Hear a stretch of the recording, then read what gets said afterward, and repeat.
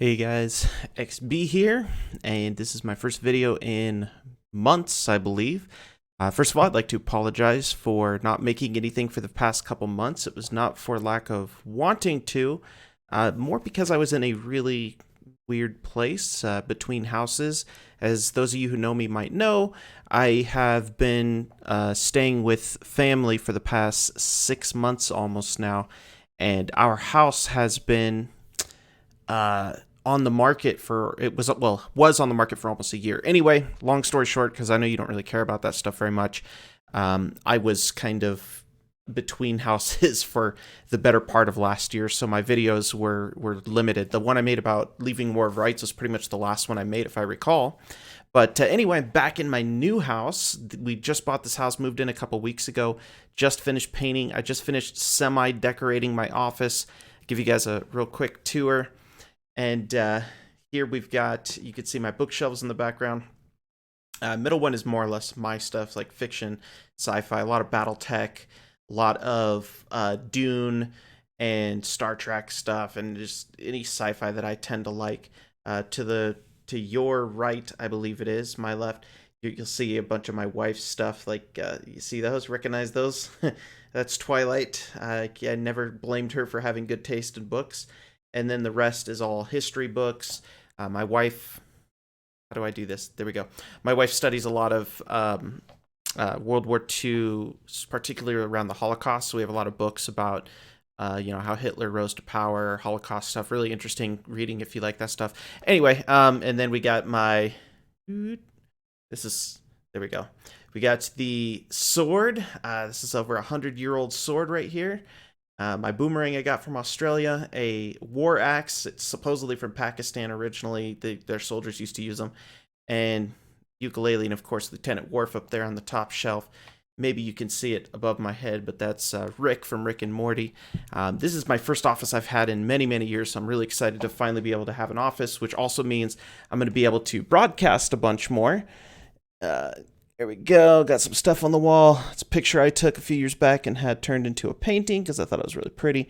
And that is a server I've been attempting to get working, but pretty much have given up on that.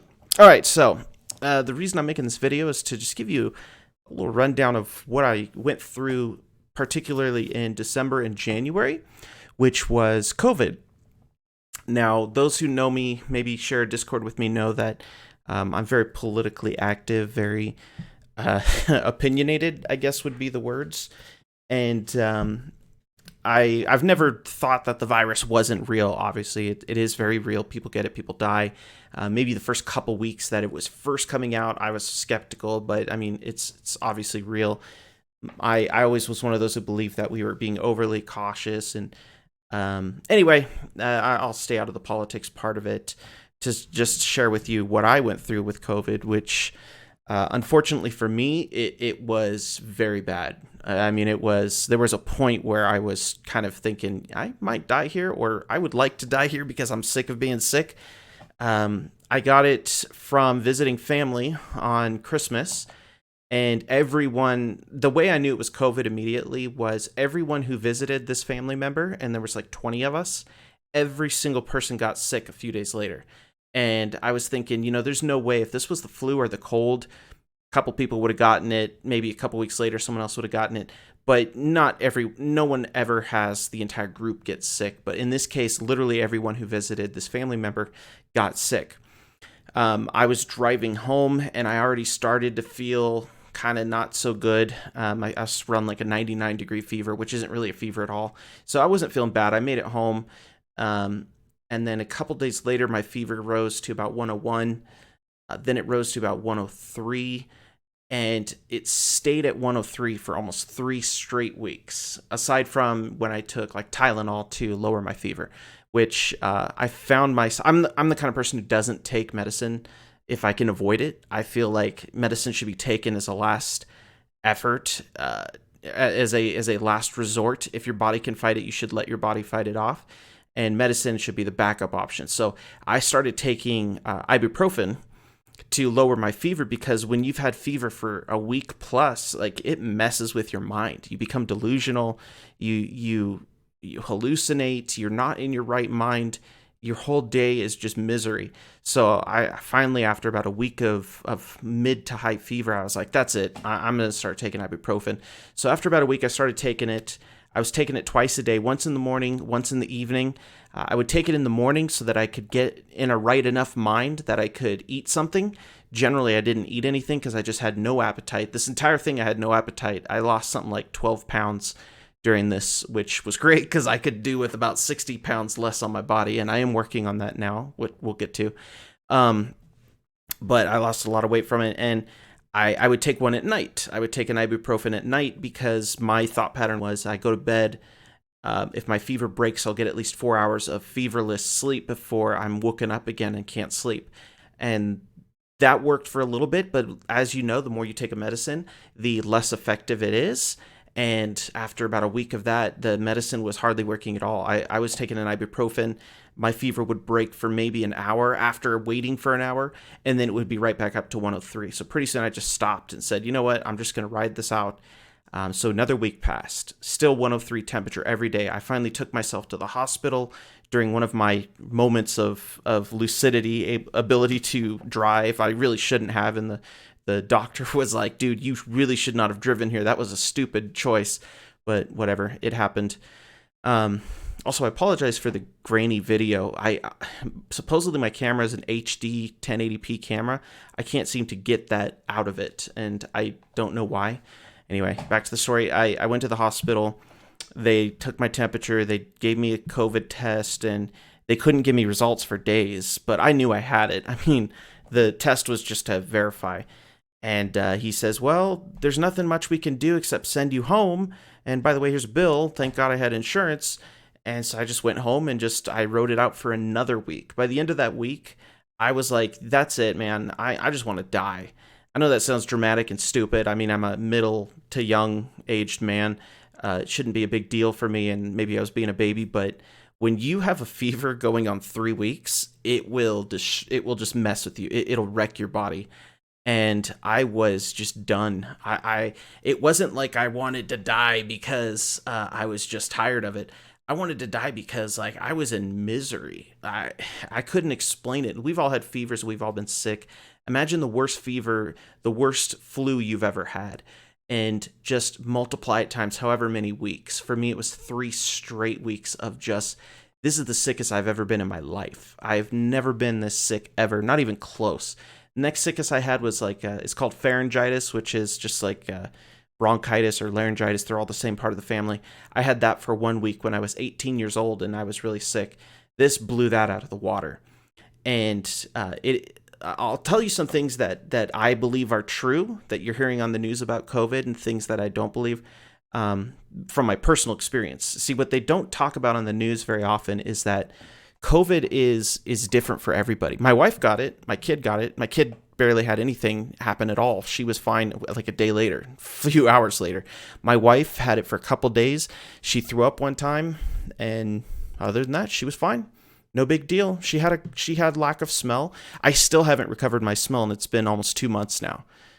So fact number 1, yes, your smell can go away for a very long time, and that is one of the key indicators that you've caught COVID. Now, I've had sinus infections and things like this before that made me sick and lose my ability to smell, but I always could retain a little bit. With COVID, it was wiped out. I could smell nothing. Everything tasted terrible. One of the reasons I didn't eat was because just everything tasted like water. I would heavily salt something just to try to taste it, and it helped a little. And it's probably good for me because I needed to lose the weight, but wasn't good for fighting the sickness because your body needs those nutrients and vitamins in order to fight the sickness. And when you just have absolutely no appetite, it's just not good for you. So that's definitely a fact. If you lose your sense of smell, definitely get a COVID test. That was the very first indicator for me. Was it just was gone the next morning. It wasn't like it slowly went away.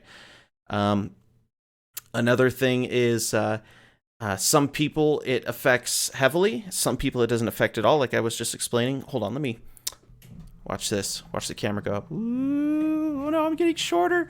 I'm melting. Yep, it's a stand-up desk. I love it. I love it. Family Guy makes fun of those guys who use the stand-up desks. And I think I'm one of them, man. I'm a believer ever since I got this desk. It's so great. I hate sitting for long periods. Anyway, it affected me heavily, and my mother too got it, and she was the one I was living with while we were waiting for our house to be done. So it was basically two really sick people, one of them in their 50s, one of them in the 30s. We were just helpless. We were so sick we couldn't do anything. I couldn't help her, she couldn't help me. My wife was there taking care of us for a few days, but she had to go back to another state. She was staying in another state. That's a long story, but anyway, nothing bad. My wife and I get along great. We love each other, and so that happened. So anyway, fast forward 3 weeks. COVID is ending finally. My fever breaks without medication, and I'm like, oh, thank God, I'm finally going to be normal again. Well, I was wrong. I was not normal. I was what's the word? Delirious. It was nuts for, I would say about 2 weeks after the major symptoms of COVID ended. So 2 weeks after my fever broke, I was still unable to barely stand. I was dizzy all the time. I just did not feel great. It's kind of like that feeling if you've ever been to the dentist and they give you the laughing gas and you sort of feel out of it. You're not asleep, but you're not yourself. You're elsewhere. That's how I felt for 2 straight weeks. From the moment I woke up to the moment I went to sleep, it just felt like I wasn't really there. I was kind of like the world around me wasn't real life. You know, like that video, that kid, is this real life? And that's how I felt for 2 weeks after COVID was over. So now we're going on 5 weeks, right? I finally went back to work the next week. I still didn't feel good. It wasn't that I was sick or throwing up or sneezing or coughing or anything like that. I just didn't feel like myself. One thing that COVID does is it reduces your lung capacity big time. That's why they say that healthier people, as in people who exercise more, recover better, not because they're somehow having a higher immune system, although they probably do. But I would say the main reason that really healthy people, exercising people, do better surviving COVID, surviving's the wrong word, because most of us are going to survive. They do better with coping with COVID and the after effects, is because their lungs can process so much more oxygen than ours can. COVID will wipe out your lung capacity. It will wipe out your lungs' ability to process oxygen. And if you're the kind of person who exercises a lot, well, you've got a sort of backup. Your lungs can handle more intake. So even with the reduced capacity because of COVID, because your lungs are filled with gunk and snot and whatnot, they can still breathe well enough to be okay.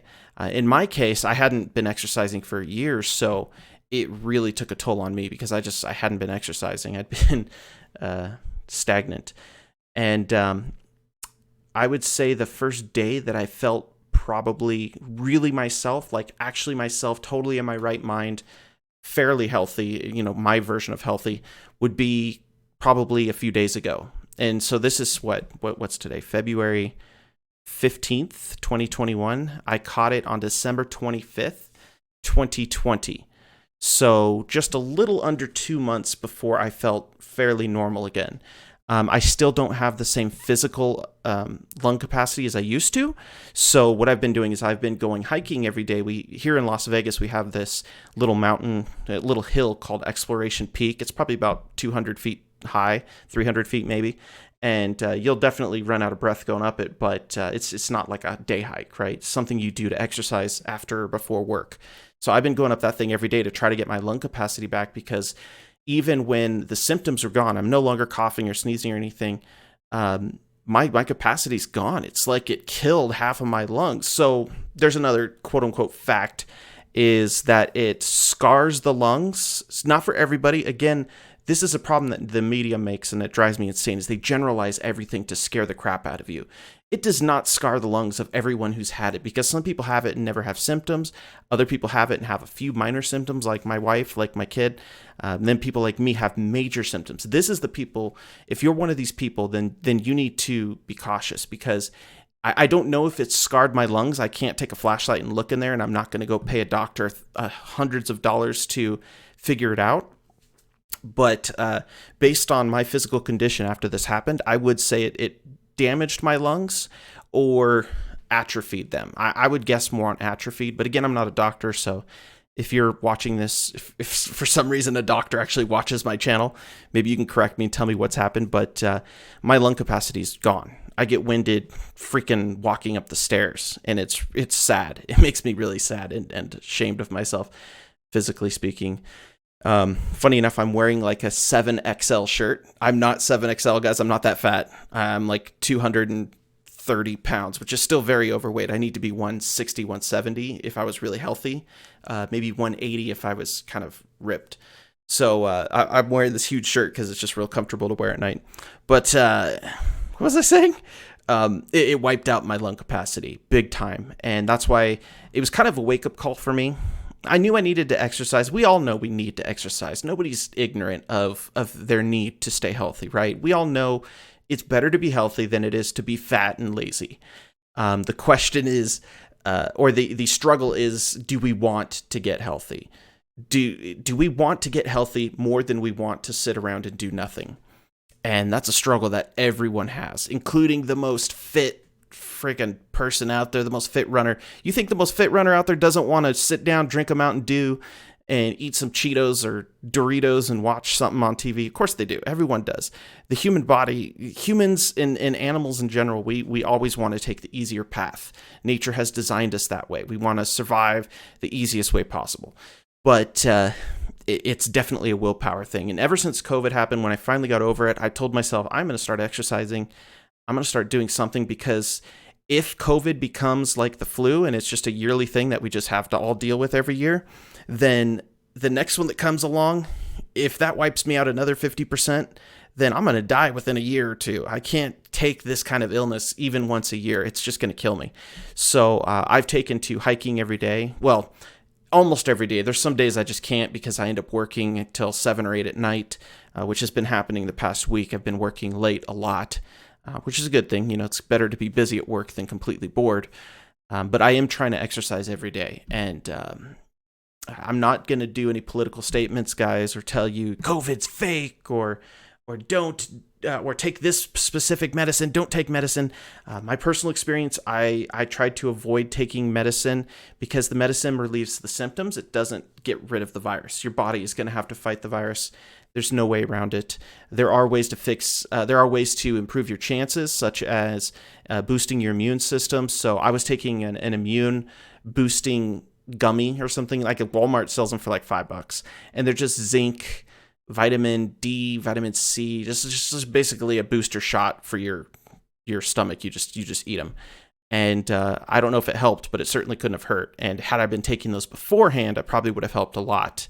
Vitamin C is actually very helpful. I started drinking orange juice about the 2nd to 3rd weekend, and I did notice it did seem to help. Again, it might be all in my head, but it's better to try something that might help than to do nothing at all, right? And so I did that. But most importantly, you need to exercise, because if you're lucky, this thing's just going to hit you like a cold and it's no big deal. And a lot of people have that. But if you're like me and you just rolled the wrong genetic dice, it's going to hit you like a freaking freight train. And I was really, really sick. You can ask people who know me on Discord. I just wasn't even talking to them. I didn't play games for almost 3 straight weeks, which for me is a big deal because I'm a big gamer. I love playing games every day. And 3 weeks without gaming was was a world record, I think, for me.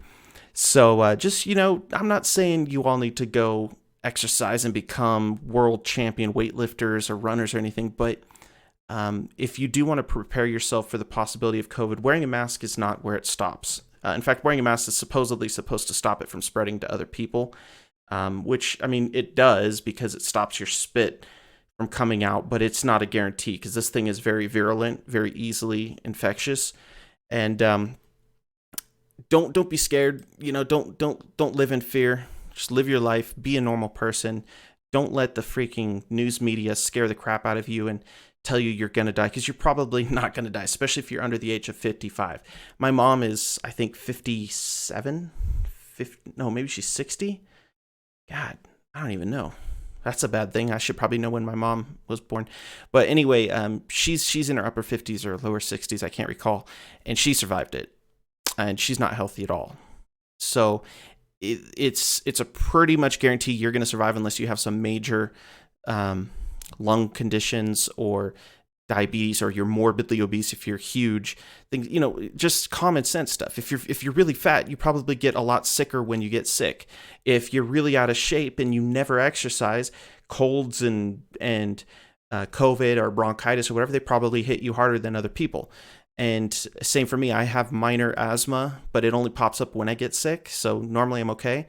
So minor asthma with COVID is a major, major incident. So, just think of your health. Go for walks. Going for walks, you'll be surprised at how much that helps your lung capacity, just walking for 20 minutes a day. But again, I'm not going to judge. I'm not going to tell you. I'm not going to force you to do anything. You do whatever you want to do. Maybe you'll be fine. In my case, in hindsight, I probably would have exercised a lot sooner because, this thing sucked. I don't ever want to get it again. Do I plan to get the vaccine? No. And I'll try not to get too deep into the politics of that. If you want to get the vaccine, that's fine. CDC and WHO, which is oh so trustworthy, says that it's totally safe. I'm sure they think that. I'm sure they believe that. For me, I just believe that it was developed so quickly, I don't think it's safe to take it yet. Normally, there's years and years of trials before they release something. So I'm not too confident in that. And I've already had COVID, so I'm at least immune for a little while. I won't make the argument of, well, no, you're not actually immune because there's a different variant out there. Yeah, I know that. Okay. I don't feel safe taking that vaccine just yet. Maybe give it a year, then we'll talk. If I have to get this thing for 3 weeks again, I'll get it. It sucks, but I'll take that over risking a vaccine that hasn't been properly tested. But that's just me. If you want to take the vaccine, don't let me stop you. I'm not a medical expert. I can't give you medical advice. You do your thing. All right, so that's all aside. I wanted to share a couple other things. First of all, let's see if I can put this up in front of my camera here. This might look kind of cheesy. Let's see here. This video, wait, is it focusing? No, it's not. How about that? Maybe that? If we go real close. You know what? You're probably not going to see the logo anyway, but this video is brought to you by Autocracy Publishing. Just kidding, it's not, because I don't get paid to do these videos. But I have some pretty cool news. I don't remember if I shared this, but I have actually been picked up by Autocracy Publishing. They are going to publish my book, which I self-published on Amazon. I sold enough copies to pay for it, which was kind of exciting. It was a couple hundred copies and felt really cool. But they read my book and they're like, this is perfect for what we're doing. This is a really cool company. They're not just publishing books like any other publisher. What they're doing is they're publishing books, plus they're putting tons of art in the books. I'm talking like graphic novel level of art. In fact, let's see if I can give you, I don't know if I can really show you what's in their book because it's only Kickstarter right now. This is Shadow of Prometheus. This is by Mr. Farnsworth, Lou Farnsworth Coulson. He is one of the primary authors of this company, and he was the first one to publish a book through this company. It's a startup company, and they're really cool. But check this out. Every single page, and it's a novel. Like it's full words. It's like reading an actual book, but every page is illustrated. And that was kind of how I tried to do my book when I published it a few years back, is I tried to stick as much art as I could in it. Because I'm like, who said adults don't like images and pictures? Why is it kids get all the picture books and adults just get these boring blank pages with words? Like, I know we have imaginations and I can imagine up stuff, but I like pictures. Why can't my books have pictures? So that's how I wrote my book. And they found my book and said, dude, your book, the way you do books is exactly how we want to do ours. We want to do images throughout. We want to have music that you can listen to while you read the book. So literally your book will have a soundtrack. They want digital versions of the book, physical versions, which I have the physical right here. There's actually a hardcover one coming to me too, because I was a maximum tier backer. And anyway, so check out Autocracy Publishing. I'll try to put a link somewhere in YouTube. It's been a little while, so hopefully I remember how to do that correctly. And my book is going to be hitting Kickstarter in about, I think, a week or less. They're doing the pre-signups for Kickstarter. So I'm going to make a video when that happens because I want to get the word out everywhere. And I've never asked you guys for anything, but I would really appreciate it when I make that video if you would share it with your friends on Facebook, Instagram, whatever, because I don't have a huge social media presence. I mean, I'm on Facebook and I have like 600 followers, but most of them don't interact with me very much. So the more you could do to help me, I would so appreciate it. You don't even know. If I could make a living being a writer, oh man, that's the dream, man. That's the dream. And also, okay, one other thing, because I mean, if you've made it to this point in the video, you must be really bored, or you must like me enough to listen to me talk a lot. I am going to start making gaming videos very soon. I have been playing a lot of Conan Exiles. It's hard to make gaming videos for that game because it's very adult. Lots of boobies, lots of dongs, and neither one goes so well on YouTube. They kind of shut it down if you do that, and no one actually sees notifications about it. So I'm going to have to figure it out. I'm probably going to start doing more Battletech videos. I know we've got a lot of Mech Commander players and Battletech and Mech Warrior players that have been popping into my channel to watch my review of Mech Commander Gold. To the guy who was asking about Mech Commander Gold, if there's a remake of it, there is in fact a mod for the new Mech Warrior game that turns it into Mech Commander. Maybe I'll make a video on that soon. But anyway, that's it for this, guys. Just letting you know I survived COVID. At times it felt like I barely survived. It was really sucky for me. I was really... Why am I wearing headphones? I just realized this whole video I've been wearing headphones. Why am I wearing headphones? I'm not listening to anything. I'm not listening to my... Wow, I sound totally different without my headphones on. Whatever, man. That's weird. I did survive it. I wouldn't recommend it for anyone. If you feel like the vaccine would be better than taking the risk of getting it, you definitely should get the vaccine. There's talks of certain companies and government entities will literally ban travel if you don't get it. Man, that'll get me going. I'm very libertarian at heart, and that'll get me mad and saying a lot of things on YouTube. I try to keep politics mainly off this channel. Maybe one day I'll make one for just ranting about politics, and you guys can watch that. But we'll keep this one focused on gaming. Anyway, guys, that's all I have to say. I'm happy I've got my office here. I got my new chair. Check it out. Well, you can't really see it because my mic's in the way, but get out of the way, Mike. There we go. New chair. I typed in big and tall gaming chairs into Amazon, and this is what they found. To be honest, this one over here, I think I like it more. That's just a regular old office chair from Office Depot. If you want like a really big, comfortable chair that you can sit cross-legged in, that's what I like to do. Get one of those executive chairs at Office Depot. I think like $200, and I think they're worth the price. Anyway, guys, I will talk to you later. Now I'm just ranting, and I missed you guys, okay? I got a lot to say. And now that I got my office, I can make these videos late at night. I mean, it's like 11 at night right now, and I'm not bugging anyone. They're all sleeping, so this is great. You're going to see more videos coming from me. I hope you guys enjoy that. And to all my viewers, what is the generic stuff? Like, subscribe, thumbs up, bell icon, bullcrap, stupid stuff I don't care about. You know, if you don't like me, don't like the video, you know. Actually, if you don't like me, do like the video. That'll show me. All right, guys, see you later.